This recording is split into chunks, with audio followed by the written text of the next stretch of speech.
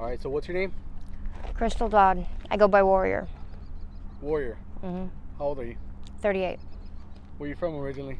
Born and raised in Phoenix. What's your current situation? You homeless? I'm homeless. I have been for the last 9 years. I lost my mom to cancer, and then I lost my apartment.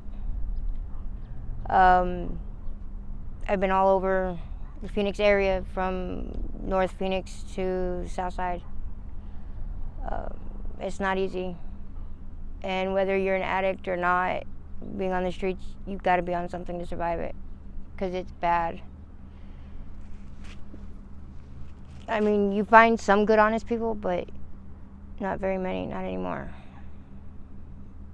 What kind of stuff happens out here? Fights, stealing, lying from each other. Fucking. It depends on what area of Phoenix you're really in, to be honest. It really does. Sunny Slope's real bad. With being homeless and a group of homeless individuals, you would figure it'd be like a homeless community, and they'd be helping each other out, building each other up, not tearing each other apart like they do. I couldn't tell you how many times I've lost everything I owned because they stole from me or whatever else, or I give it away just to help somebody else out. I've helped girls in bad situations that needed help getting out and finding resources.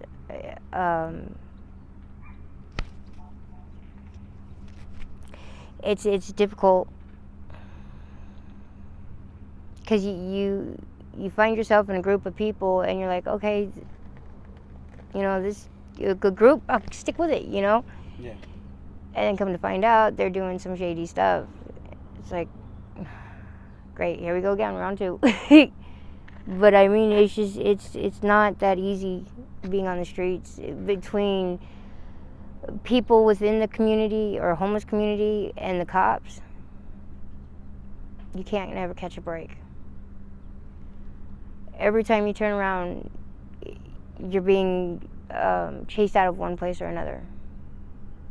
I mean, me personally, I couldn't tell you how many places I've been chased from. They say that the canal, we're allowed to stay on the canal for 2 weeks at a time, but then we got to move. Yet the cops are here 3 days after we get here telling us, you got to pack your stuff and go. I mean, I get it, because it's a respect factor, and it only takes one to spoil the whole thing for everybody. But if we built each other up and helped each other out and cleaned up, it wouldn't be so bad. But there are those that just don't care. They've lost everything, or for whatever reason they've got, and that's about where I was about 3 years ago. I mean, I was ready to give up and throw in the towel, and then I had some stuff going on that was on a really good high note, and I was like, all right, I'll give it another try, So I signed up for housing, and I'm waiting for the authorities to open up their fundings again so I can get my housing voucher and go find me an apartment. But after 9 years, I've seen a lot of ugly that's out there. How long have you been on the waiting list for housing? Since April of last year. April or August of last year. Okay.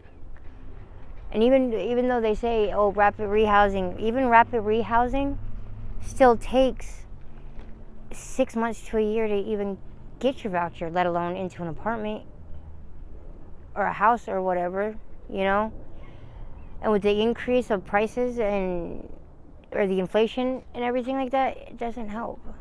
It's causing more people to become homeless, but yet they're wanting to stop the homelessness. How are you going to stop something that you can't control because of whatever the government's doing? I mean, Tent City down by Cass, they shut it completely down in 1 weekend. I seen that. And the sad part about that is, where are those people going to go? Okay, granted, you got 500 rooms in a hotel that just got built, but how many rooms actually have a person in them? Or how many people are actually in that one room? A lot of us that are out here, we struggle with mental illness, more so than just substance abuse.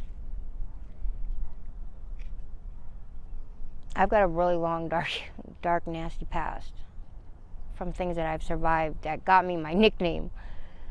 But I know for me personally, you stick me in a room with 4 other people, I'm gonna wig out because I don't do well with groups anyways. But that's solely because of me being on the streets.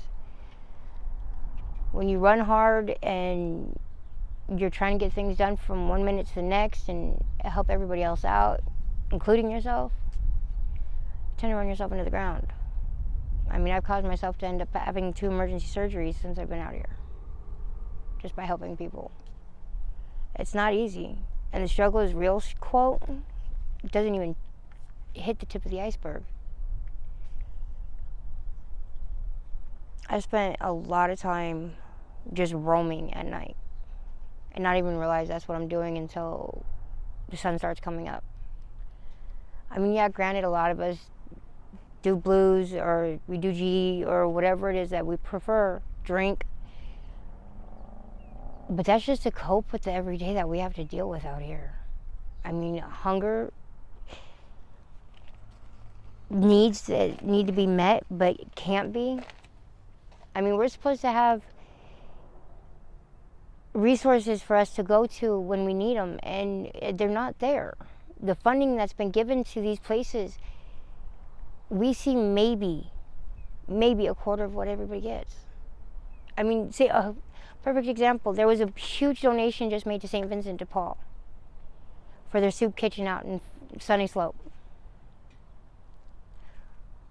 If I remember correctly on what I was told, it was quite a bit.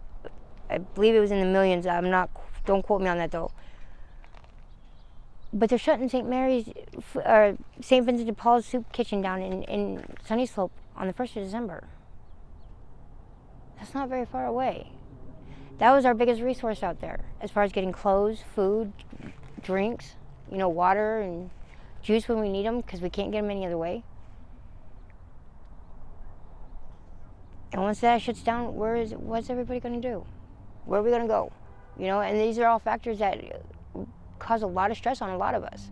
Because it's like, okay, we've got this resource, we got this resource, we got that resource, but then these two are shutting down. How do I go about getting the resources again? I've personally myself have helped out so many different people with getting resources and trying to get answers so they have things in place. And I mean, don't get me wrong, St. Vincent de Paul has helped out a lot of us with getting IDs, birth certificates, our housing vouchers going, I mean, all kinds of stuff. So why are you going to take that away from us? I mean, you've got all these new hotels and stuff going up, but yet, who's seeing them? Who's going in them? Not very many people are going indoors, and why? Because you want to sit there and either regulate what we do or what we don't do? No, you can think it's the rules all you want. That's not even the case. The case is nobody's coming to us and saying, hey, here's a resource for you. If you want it, it's there.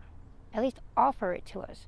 I can guarantee you 90% of the people I know personally would take it in a heartbeat. Do you have any family out here? Yeah, but as far as they're concerned, I'm dead. I got disowned by my family when my mom died. Sorry. Sometimes, as the quote says, blood makes you related. Loyalty is what makes you family. Yeah, granted, 99% of the time, blood is thicker than water.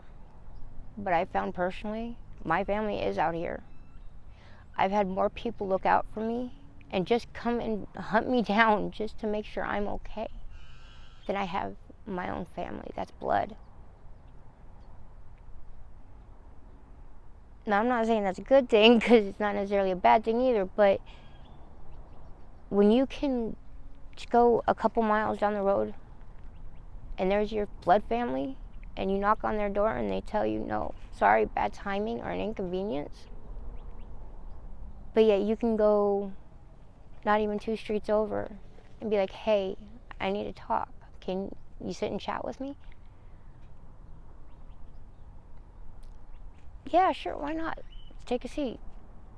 And homeless are more friendly than what people give us credit for. We really are. But with the way we've been done, because we instantly get judged.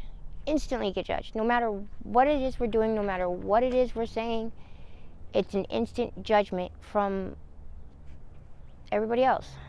And I mean, unless you've been on the streets, a lot of people don't have a clue what it's like. They don't realize how hard it is. In all honesty, for the longest time, I would look at anybody that was what we consider normies and be like, look, the only difference between you guys and us is the structured stability of a roof over our head.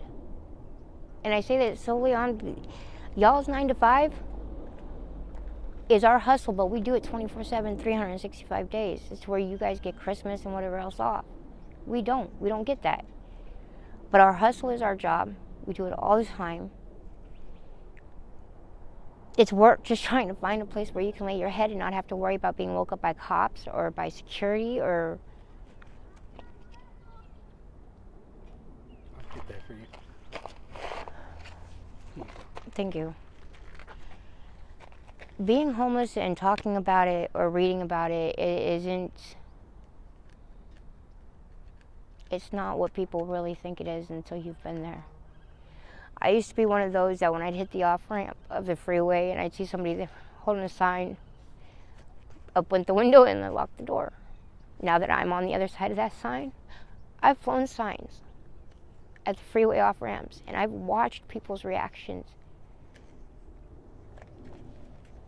And I just pray that the people that I've done that to had forgiven me for doing it to them.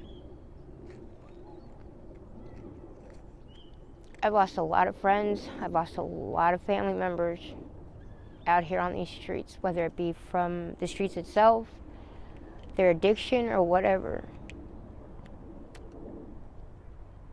But when I look back over the years and I realize how bad it's gotten in just 9 years that I've been out here, and with the it don't help much. That's with any drug or alcoholic or whatever you want to look at it. God damn it. I know I've been walking down the streets at all various times, day and night, and I've had guys pull up on me and be like, hey, you want it? No, go away. You know? I've been propositioned more times than I care to count, and I've rejected every one of them. But in the same breath, I have done a lot of different work. I've done all legit work. I've done some not legit. I'll leave it at that. But I've never hooked and I've never stripped. But I got a lot of mad respect for women that do that work. Are you currently looking for a job or? Actually, yeah, I do automotive detailing and minor mechanics, though. Okay. So, and that's my preference of work is detailing and mechanics. Because I have like a pretty big following. Yeah. If anybody has any job openings or oh yeah, for any sure. kind of help that they want to reach out and offer to you, do you have any contact information that you want to share, like an email or anything like that? Unfortunately, I don't. I just shattered my last phone on accident.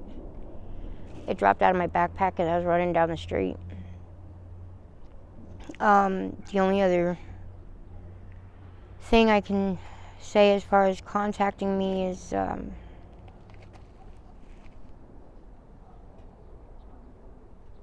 just if you see me out there and you got the work to offer,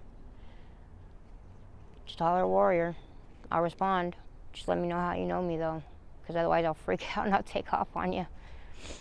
Sorry, I've survived a lot of really bad things in my life, and my last 2 attacks was done within the last 2 years. And it brought back a lot of old scars from my past, especially considering the fact that nothing's ever been done. A lot of women won't go to the cops for the simple fact they always get the same question. Well, what were you wearing? What did you do? How did you provoke it? It shouldn't matter what a woman's wearing or what she does. Nothing like that should happen. I agree. But, you know, any other given day of the week, I would have a whole lot more to say on the whole subject of being homeless. It's just, you know, when you fight with your own demons your whole life, and then you end up in this position where you're out on the streets constantly 24/7, you don't have a place where you can go inside just to sit and think or cool off or without having to jump on your bike and run down the street just to use the restroom. It's not easy. And when you have your days where you don't feel good, or your emotions are just running wild and you don't know what to do, whether you're a guy or a girl, the wrong people end up getting that backlash, you know? And that's what causes a lot of fights and a lot of misunderstandings, because, I mean, you say the wrong thing, or if you word it just right, someone can take it either in a good sense or on a bad sense. But either way, someone's going to get offended by something, you know, no matter how hard you try. I gotta get a drink, excuse me.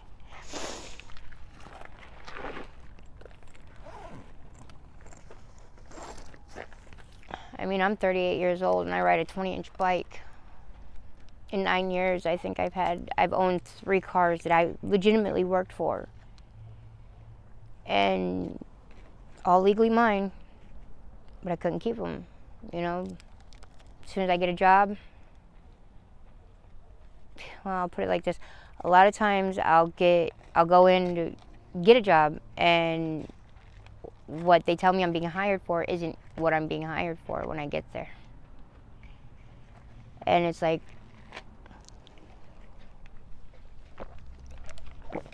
being a woman in the field of work that I do, it's real hard to get people to give you a chance and to let you show them what you can do. I've worked with some of the best, I consider to be the best, either bodymen on vehicles or mechanics. I'm self-taught in a lot of stuff, but even mechanic and auto body work, you have to have somebody that knows what they're doing to show you the right ways to doing it, even when you're stubborn as I am. But I guess that's everything in life, you know. Our parents only teach us so much, and then it's up to us if we're going to take it on, go down the road with it in our lives, you know. The knowledge that you get from being in a home your whole life, 90% of it comes from books. Very little of it comes from personal experience. But when you have your home taken out from underneath you, you learn a whole different side to life. And you learn what the real world is like. Because the real world, 90% of what you're taught isn't usable out here. You look naive or you look vulnerable, and that's the worst thing you can do, is make yourself look vulnerable out here. And you show one inclination of any kind of weakness and they will take it and run with it. I know there's been a couple times where I've either been on a main street or on the canal. I'd be walking by myself and I'll get what's called flanked. It's where one person goes one way and the other person goes the other way. And them not realizing, because they've never had the experience out here, hey, I'm watching both directions at all times, so go ahead and try your best. You're not going to catch me. You know what I mean? And I've gotten beat up a few times because I overestimated people that were coming at me instead of being confident and just going with my gut feeling. And that's one of the biggest things we have to listen to out here, is our gut feelings. You know, because our first gut instinct is going to save us every time. It is survival for the fittest out here. It's not, oh, well, I can rely on this person or that person. Man, I've seen couples just shred their relationships because of trust and not having it, or trusting the wrong person.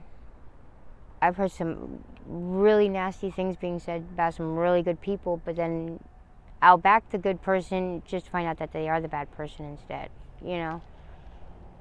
And when you're out here, your word is everything. I mean, people don't sit down and write contracts to do work or whatever when you're out here. It is strictly on a handshake kind of base. And it's...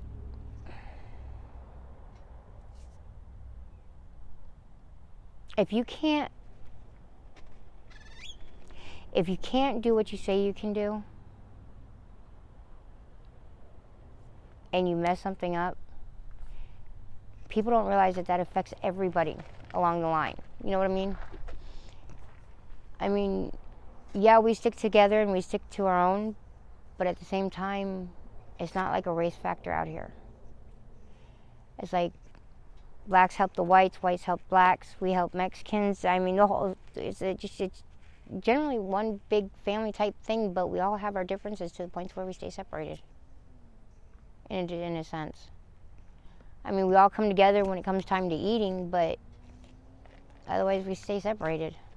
And it's crazy, because I never would have thought my own hometown would be as judgmental as it is. I mean, I hear comments all the time about this, that, or the other. Oh, she must be a junkie or whatever, because the way I do my addiction. But the fact of the matter is go ahead and judge me, because your judgment doesn't pass on me no more. You know, I used to be very self-conscious, very uptight about people judging me, and now I'm at a point where, you know what, only God can truly judge me. Say what you think of me, I really don't care anymore. But I know me, I know what I'm about, and I know what I'm for. I've held true to my standards and morals all 9 years. I've still helped those that, even though they've screwed me over, ripped me off, stolen from me, lied to me, whatever, I still help them. It's not easy staying as true to your standards and morals like I have without getting pissed off and frustrated and wanting to kick somebody's ass. And I've done my fair share of fighting. If I'm not protecting somebody else or the underdog, I'm protecting somebody that doesn't know that they're getting the backup, you know? And I might be 5'3" and 142 pounds, but you know what? I'll tell you one thing, I got one hell of a wallop, and I like using it when I have to. But I don't fight just to fight. I fight to protect, and I fight to help others. And a lot of the fights that I've won strictly with just my words. I haven't had to use my fists, you know? Like they say, knowledge is power, granted, yes. However, when you can walk up to a group of people that you're defending against another group, and they think you're Little Miss Innocent and Little Miss Quiet and don't know what you're doing here and there, and you're just, as I put it, like a total like blonde moment type situation, and you go, hey, check it out, and then you blurt some stuff out your mouth and their jaws hit the ground, wins the fight every time, because they're like, oh damn. But it gets the point across. You know, you're better off talking and using your words and working things out verbally than you are with your fists, because all that's going to do is get you in trouble and behind bars. All right, then, Warrior.